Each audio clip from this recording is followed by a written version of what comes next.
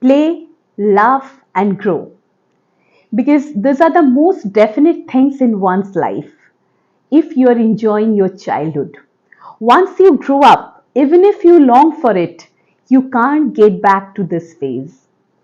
This might seem very little things to you now, but once you grow up, once you get into the glimpses of adulthood, you will realize then how precious this were to you.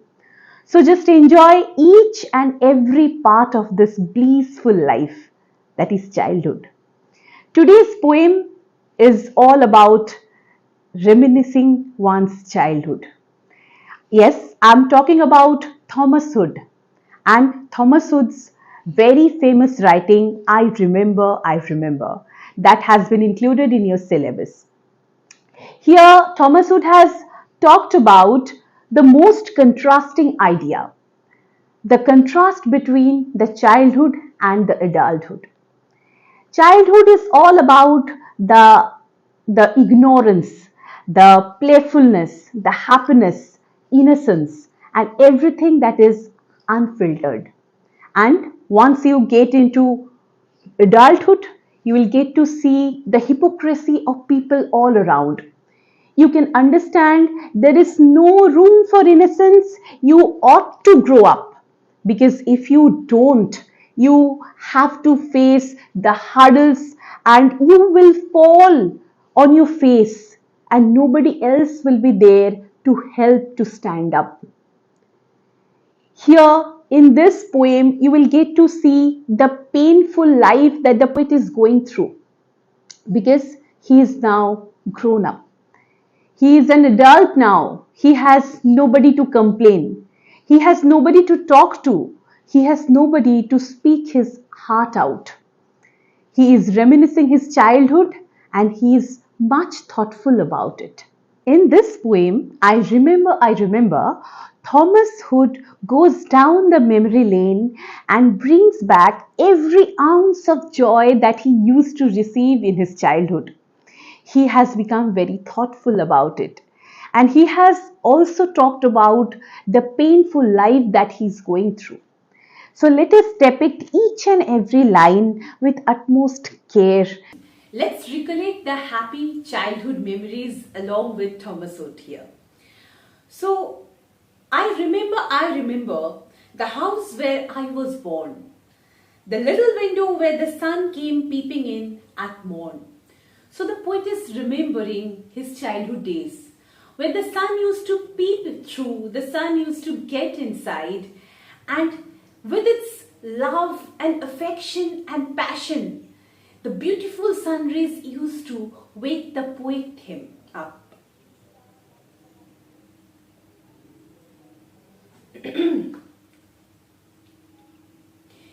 Let's recollect the happy memories along with Thomas Hood here. Let's get into his childhood. I remember the house where I was born, the little window where the sun came peeping in at morn.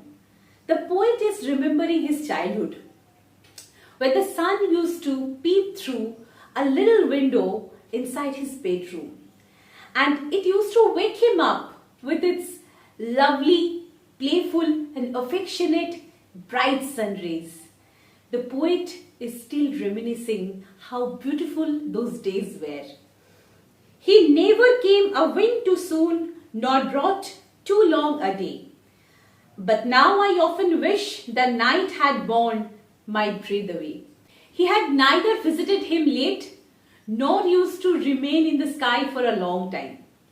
And now his childhood has been compared with the daytime and his adulthood has been compared with the night time. His childhood was as beautiful as the daytime was for him. And now at night, everything is over.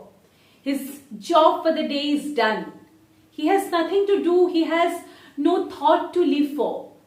And that is his adulthood, which is full of despair, loneliness and unhappiness. He does not want to remain alive here. He is asking the night to come and take him to the ultimate genre of eternal sleep, that is death. I remember. The roses red and white, the violets and the lily cups, those flowers made of light. Here the poet talks about the lovely colorful memories which have been compared with the flowers, which are very much colorful and were scattered all over in his garden. They were red, white, purple, pink, and so on. Each flower had its own fragrance which used to appease the poet's mind. The violets and lily cups, those flowers made of light. Here he is talking about those substances. They were not only flowers to the poet, but the symbol of eternal light that used to provide him with utmost joy and happiness. The lilacs where the robin built, and where my brother said, the laburnum on his birthday, the tree is living yet. Lilac is what? A shrub, small one, with fragrant violet colored flowers. The poet talks about the lilac tree with the rest of the robin. He has talked about the laburnum plant that has been planted by his brother. The fragrant flower is still with the poet, but the one who has planted it is not anymore living along with him. It means his brother is no more who has planted the laburnum tree on his birthday. This thought of losing his brother has made the poet mournful here. I remember, where I was used to swing and thought the air must rush as fresh to swallows on the wing. Here in this stanza, the poet remembers how he used to swing through fresh air. He was no less than a bird. His spirits were high and free. He used to float high in the sky like a bird. And this flight of his has been compared with the swallow on its wings. So he used to free float like a bird without even worrying about any of the harsh thoughts of life. My spirit flew in feathers then and is so heavy now. The summer pulse could hardly cool the fever on my brow. So during the childhood days, the poet was not heavy-hearted. His spirits were free and his spirits used to get feathered with wings. And he used to soar high and high to the elevated level of joy. And now he has been overburdened with all the painful thoughts in life. Even if he wants, he cannot go there and fetch the eternal truth that he used to discover when he was a child. And now his heart is not light. His heart is heavy. And even if he wants and he tried hard to get into a pool to cool down all his fervor, he can't. Because in such Western countries during summer, if you get into a pool, it will provide you all the calm and, placid surroundings. But here, even if the poet wants his heavy spirits to get cool and calm, and with the thought he get into a pool, the pool does not have the capacity to make his spirit cool now. Because he might look physically well, but his spirit is hurt. His spiritual mind is lost and he is nowhere. This is adulthood. I remember. The far trees dark and high, I used to think their slender tops were close against the sky. The poet remembers the far trees with their slender tops. He used to think that these slender tops will one day touch the sky because he was ignorant. And his ignorant childhood made him feel that one day, since the tree is very tall in its height, it will touch the sky one day. But it is not possible. It is not possible for the top of a tree to reach the sky. He used to think this way because that life of his was full of innocence and ignorance. It was a childish ignorance. But now it is little joy. to know I am farther off and heaven than when I was a boy. Now he is not ignorant anymore. Even if he wants, he can't be like that, because this is adulthood. And adulthood will never leave you into your innocence. It will force you, it will compel you to grow beyond your childish ignorance. This is a state of experience. You can't afford to be ignorant over here. Even if he was ignorant in his childhood, he used to be happy. Those thoughts of his actually used to supply him with the heavenly thoughts, the heavenly days of life. And now, even if he is well aware of the realism, he knows how much harsh it is. He can't get back to that heavenly life once again. This is what the poet has talked about. The poet has talked about the utmost reality of life.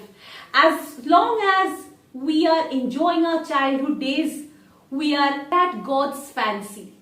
As soon as we grow up, we have to deal with all the unpleasant things envelope us to such an extent.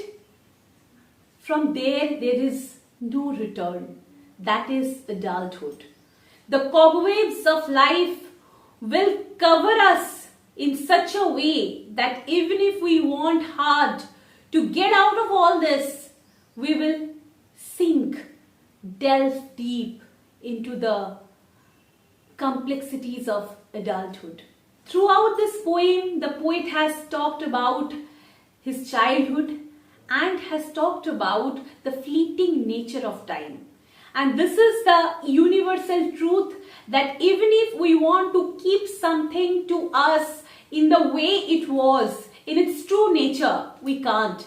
Because nature has such forces which will rob things of its vigor, luster and youthfulness. Nothing is going to last forever. Life is fleeting. The time is fleeting. The clock is ticking every time. So make use of the time you have. Be happy with every little things around you. This you are going to miss once you grow up. That is what the poet wants to convey through this beautiful poem, I Remember, I Remember. I hope you all have enjoyed reading the poem. Let me know in the comment section, how do you feel about your childhood? We'll meet in the next class. Till then, take care of yourself. Bye-bye.